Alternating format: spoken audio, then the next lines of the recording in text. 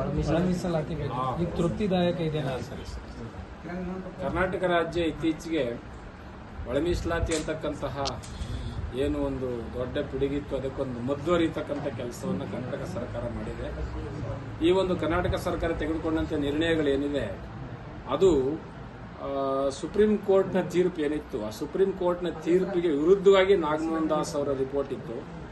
ಹಾಗಾಗಿ ನಾಗಮೋಹನ್ ದಾಸ್ ಅವರ ವರದಿಯನ್ನ ಯಾವುದೇ ಕಾರಣಕ್ಕೂ ಜಾರಿ ಮಾಡೋಕ್ಕಾಗೋದಿಲ್ಲ, ಸರ್ಕಾರನೂ ಮಾಡೋಕ್ಕಾಗಲ್ಲ, ಜೊತೆಗೆ ಕೋರ್ಟು ಸಹ ಅದಕ್ಕೆ ತಡೆಯಾಜ್ಞೆ ಕೊಟ್ಟಿರೋದ್ರಿಂದ ಹಳೆ ಮೀಸಲಾತಿಯಲ್ಲೇ ಒಳ ಮೀಸಲಾತಿನ ಜಾರಿ ಮಾಡಬೇಕು ಅಂತೇಳಿ ಒಂದು ವಿಶೇಷ ಸಂಪುಟ ಸಭೆಯನ್ನು ಕರೆದಿದ್ರು. ಹಳೆ ಮೀಸಲಾತಿಯಲ್ಲಿ ಒಳ ಮೀಸಲಾತಿಯನ್ನು ಯಾವ ದತ್ತಾಂಶದ ಮುಖಾಂತರ ಮಾಡೋದು ಅಂತೇಳಿ ಬಹಳ ಗೊಂದಲಕ್ಕೊಳಗಾಗಿ ಕೊನೆಗೆ 15% 3 ಸರಿ ಸಮಾನವಾಗಿ ಹಂಚಿಕೆ ಮಾಡಬೇಕು 15ರೊಳಗೆ ಅಂತೇಳಿ 5.25, 5.25, 4.5 ಮಾಡಿದ್ದಾರೆ. ಅದರಲ್ಲಿ ಕ್ಲಾಸಿಫಿಕೇಶನ್ಸ್ ABC ಅಂತ ಮಾಡಿದ್ದಾರೆ. ಎ ಪ್ರವರ್ಗ, ಪ್ರವರ್ಗ ಬಿ, ಪ್ರವರ್ಗ ಸಿ ಮಾಡಿದ್ದಾರೆ.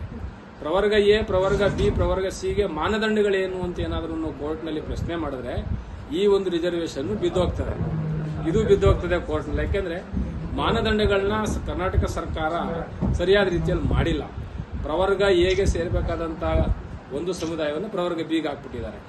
ಪ್ರವರ್ಗ ಬಿ ಮತ್ತು ಎನ ನಡುವೆ ಇರತಕ್ಕಂಥ ಗೊಂದಲಗಳು ಎಷ್ಟಿದೆ ಅಂದ್ರೆ ಸುಮಾರು 37 ಲಕ್ಷ ಇರತಕ್ಕಂಥ ಸಮುದಾಯ, ಇನ್ನೊಂದು 34 ಲಕ್ಷ ಇರತಕ್ಕಂಥ ಸಮುದಾಯ, ಇವೆರಡರ ಅಂಕಿಅಂಶಗಳ ಗೊಂದಲ ಉಂಟಾಗಿ ಕರ್ನಾಟಕ ಸರ್ಕಾರ ಏನ್ ಮಾಡಿದ್ರೆ ಸನ್ಮಾನ್ಯ ಸಿದ್ದರಾಮಯ್ಯ ಯಾರಿಗೂ ತಾರತಮ್ಯ ಮಾಡೋದು ಬೇಡ, 3 ಸಹ ಪರಿಶಿಷ್ಟ ಜಾತಿಯಲ್ಲಿ ಬರ್ತವೆ, ಎ ಬಿ ಸಿ, ಇವರಿಗೆ ಸಮಾನವಾಗಿ ಹಂಚಿಕೆ ಮಾಡೋಣ ಅಂತೇಳಿ 15% 5.25, 5.25, 4.5 ಮಾಡಿ ಅಲಮಾರಿಗಳಿಗೆ ಒಂದಿಷ್ಟು 20% ಎತ್ತಿ ಇಟ್ಟಿದ್ದಾರೆ. ಇದು ಎಲ್ಲಿವರೆಗೆ ಅಂದ್ರೆ ಕೋರ್ಟ್ ಆದೇಶ ಬರೋವರೆಗೆ, ಈಗೇನು ಕೋರ್ಟ್ ನಡೀತಾ ಇದೆ ಹೈಕೋರ್ಟ್ ಅಲ್ಲಿ, ಕೋರ್ಟ್ ಆದೇಶ ಬರೋವರೆಗೂ ತುರ್ತಾಗಿ 56,000 ಹುದ್ದೆಗಳನ್ನ ತುಂಬಬೇಕಾದ ಕಾರಣದಿಂದ, ಯಾಕೆಂದ್ರೆ ಜನರಲ್ ವಿದ್ಯಾರ್ಥಿಗಳಿಗೆ ಏಜ್ ಆಗ್ಬಿಡ್ತಾ ಇದೆ. ಬರೀ ಒಳ ಮೀಸಲಾತಿ ಗೊಂದಲ ಇಟ್ಕೊಂಡು ಜನರಲ್ ವಿದ್ಯಾರ್ಥಿಗಳ ಬದುಕಿನಲ್ಲಿ ನಾವು ಕಷ್ಟ ಕೊಡೋದು ಬೇಡ ಅಂತೇಳಿ ಸರ್ಕಾರ ಇದರೊಳಗೇನೆ ಒಳ ಮೀಸಲಾತಿನ ಜಾರಿ ಮಾಡಿದೆ. ಅದರಲ್ಲಿ ರೋಸ್ಟರ್ ಪದ್ಧತಿ ಬಹಳ ಗೊಂದಲ ಇತ್ತು, ಆ ರೋಸ್ಟರ್ನ ಬಹಳ ಚೆನ್ನಾಗಿ ಅಚ್ಚುಕಟ್ಟಾಗಿ ಮಾಡಿದ್ದಾರೆ. ಪ್ರವರ್ಗ ಹೇಗೆ ಹೋಗ್ತಾ ಇದ್ದಂಥ ಹುದ್ದೆಗಳು ಈಗೇನಾಗಿದೆ 1 ಅಥವಾ 2 ಹುದ್ದೆಗಳಿದ್ರೆ ಅದನ್ನ ಜನರಲ್ ಅಂತ ಕನ್ಸಿಡರ್ ಮಾಡಿದ್ದಾರೆ. ಅದು 3ಕ್ಕಿಂತ ಜಾಸ್ತಿ ಇತ್ತು ಅಂತ ಅಂದ್ರೆ ಅಥವಾ 15ಕ್ಕಿಂತ ಜಾಸ್ತಿ ಇತ್ತು ಅಂದ್ರೆ ಅದನ್ನ ರೋಸ್ಟರ್ ಬಿಂದುವಿನಲ್ಲಿ ಬರೋ ರೀತಿಯಲ್ಲಿ ಮಾಡ್ಕೊಂಡಿದ್ದಾರೆ. ಹಾಗಾಗಿ ಸದ್ಯದ ಪರಿಸ್ಥಿತಿಯಲ್ಲಿ ಏನು ಕರ್ನಾಟಕ ಸರ್ಕಾರ ಜಾರಿಗೆ ತಂದಿರತಕ್ಕಂಥ ಒಳ ಮೀಸಲಾತಿ ಒಂದಿಷ್ಟು ಬೆಂಕಿ ಉರಿತಕ್ಕಂಥ ಬೆಂಕಿಗೆ ಒಂದಷ್ಟು ನೀರು ಹಾಕ್ತಕ್ಕಂಥ ಕೆಲಸವನ್ನು ಸರ್ಕಾರ ಮಾಡಿದೆ. ಆದರೂ ಕೋರ್ಟ್ ಆದೇಶ ಏನು ಬರುತ್ತೋ, ಈಗಾಗಲೇ 4 ಪಿಟಿಷನ್ಸ್ ಹೈಕೋರ್ಟ್ ಅಲ್ಲಿ ಇದೆ.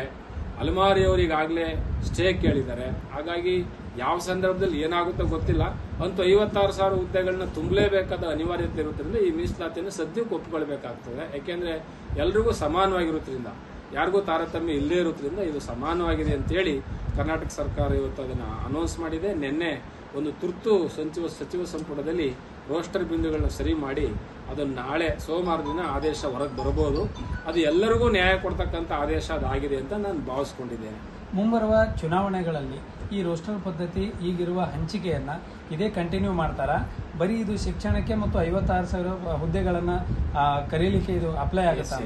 ಇದೇನಾಗಿದೆ, ಸುಪ್ರೀಂ ಕೋರ್ಟ್ನಲ್ಲಿ ಬಹಳ ಸ್ಪಷ್ಟವಾಗಿದೆ, ಈ ಒಳ ಮೀಸಲಾತಿಯು ಕೇವಲ ಉದ್ಯೋಗ ಮತ್ತು ಶಿಕ್ಷಣಕ್ಕೆ ಮಾತ್ರ, ಯಾವುದೇ ಕಾರಣಕ್ಕೂ ರಾಜಕೀಯಕ್ಕೆ ಇಲ್ಲ ಅಂತಕ್ಕಂಥದ್ದನ್ನ ಬಹಳ ಸ್ಪಷ್ಟವಾಗಿ ಸುಪ್ರೀಂ ಕೋರ್ಟ್ನ ಬೆಂಚಿನಲ್ಲಿ ತೀರ್ಮಾನ ಆಗಿರ್ತಕ್ಕಂಥ ವಿಷಯ ಇದು ರಾಜಕೀಯಕ್ಕೆ ಯಾವತ್ತೂ ಒಳಪಡೋದಿಲ್ಲ.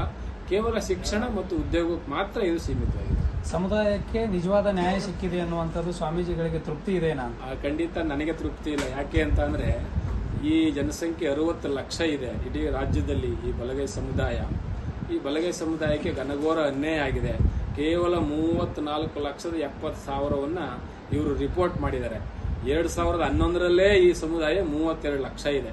2011ರಲ್ಲೇ 32 ಲಕ್ಷ ಇರ್ತಕ್ಕಂಥ ಜನ 2025ಕ್ಕೆ ಕೇವಲ ಬರೀ 2 ಲಕ್ಷ ಮಾತ್ರ ರೈಸ್ ಆಗ್ತದ? ಇದು ಬಹಳ ತುಂಬಾ ಅನ್ಸೈಂಟಿಫಿಕ್, ಅಪೂರ್ಣವಾಗಿದೆ ಇವರ ವರದಿ ಅಂತೇಳಿ ನಮಗಾದ್ರೂ ಬಹಳ ನೋವಾಗಿದೆ. ಅದರಿಂದ ಇಡೀ ರಾಜ್ಯ ಸಂಘಟನೆ ಮಾಡಿ ಇಡೀ ರಾಜ್ಯ ಜನ ಎಚ್ಚೆತ್ತುಕೊಂಡಿದ್ದಾರೆ, ಜಾಗೃತಿ ಆಗಿದ್ದಾರೆ. ಮುಂದಿನ ದಿನಮಾನದಲ್ಲಿ ಸದ್ಯದ ಪರಿಸ್ಥಿತಿಗೆ ಈ ಒಂದು ಮೀಸಲಾತಿಯನ್ನು ಬಳಸ್ಕೊಂಡು ಮುಂದೆ ಬರಲಿ. ತದನಂತರ ಕೋರ್ಟ್ ಆದೇಶ ಆದ್ಮೇಲೆ ನಾವು ಮುಂದೆ ಮೀಸಲಾತಿ ಜೊತೆಗೆ ದಲಿತ ಸಿಎಂ ಕೂಗು ಸ್ವಾಮೀಜಿಗಳು ಅದ ಕೂಗನ್ನ ಗಟ್ಟಿಯಾಗಿ ಪ್ರತಿಧ್ವನಿಸ್ತಾ ಇಲ್ಲ ಅಂತ. ಖಂಡಿತವಾಗ್ಲೂ ದಲಿತ ಸಿಎಂ ಆಗಲೇಬೇಕು. ಯಾಕೆಂದ್ರೆ ಪ್ರಜಾಪ್ರಭುತ್ವದಲ್ಲಿ ಎಲ್ಲರೂ ಸಿಎಂ ಆಗಿದ್ದಾರೆ. ಈ ಸಮುದಾಯ ಪ್ರಜಾಪ್ರಭುತ್ವ ಸಂವಿಧಾನ ಜಾರಿಯಾದ ಕಾಲದಿಂದಲೂ ಕರ್ನಾಟಕದಲ್ಲಿ ಒಬ್ಬ ದಲಿತ ಸಿಎಂ ಇಲ್ಲ ಅಂದ್ರೆ ನಿಜವಾಗ್ಲೂ ಅದು ಪ್ರಜಾಪ್ರಭುತ್ವವೇ ಅಲ್ಲ ಅಂತ ನನ್ನ ಭಾವನೆ. ಕೆಲವು ಸಮುದಾಯಗಳು 12 ಸಾರಿ 6 ಸಾರಿ 8 ಸಾರಿ ಮುಖ್ಯಮಂತ್ರಿ ಆಗೋದಾದ್ರೆ 1 ಕೋಟಿಗೂ ಹೆಚ್ಚಿರ್ತಕ್ಕಂಥ ಈ ಸಮುದಾಯ 1 ಸಾರಿ ಮುಖ್ಯಮಂತ್ರಿ ಆಗಿಲ್ಲ ಅಂದ್ರೆ ಹೇಗೆ ಪ್ರಜಾಪ್ರಭುತ್ವ ಅಂತೀರ? ಅದಕ್ಕೆ ಅರ್ಥನೇ ಇರೋದಿಲ್ಲ. ಈಗ ಅದರ ಪರವಾಗಿ ಏನಾದರೂ ಧ್ವನಿ ಎತ್ತಿ ಖಂಡಿತ ಹೋರಾಟವನ್ನು ಕೈಗೆತ್ತಿಕೊಳ್ತಾ ಇದ್ದೀವಿ. ಈಗ ತಕ್ಷಣದಲ್ಲೇನೆ ಮೇ 4ನೇ ತಾರೀಕು ಉಪಚುನಾವಣೆಯ ರಿಸಲ್ಟ್ ಬರ್ತಾ ಇದೆ. ಬಂದ ಕೂಡಲೇ ಖಂಡಿತ ಸಿಎಂ ಬದಲಾವಣೆ ಆಗ್ತಕ್ಕಂಥ ಕೆಲಸ ಆಗ್ತದೆ. Thank you.